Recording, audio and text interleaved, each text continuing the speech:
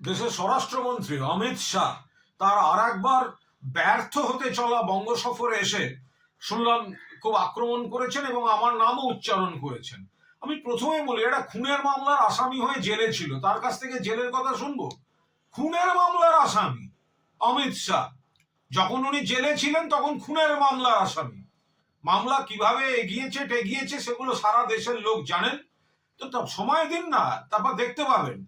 আর মানুষও জানেন, যারা তদন্তকারী অফিসার তারা জানেন, যারা বিচারক, যাদের কাছে মহামান্য বিচারকদের কাছে কেস ডায়েরি যায় যে আমি আদৌ অপরাধী না নিরপরাধ, আমার একাধিক মামলা শেষ হতেও শুরু করেছে। ফলে এইসব কুৎসা গায়ে লাগছে না, যুক্তি দিয়ে কথা বলা। অনুপ্রবেশ, আপনি মশাই স্বরাষ্ট্রমন্ত্রী, আপনার বিএসএফ, অনুপ্রবেশ হলে আপনি ব্যর্থ। ত্রিপুরায় অনুপ্রবেশ নেই, মিথ্যা কথা বলছেন।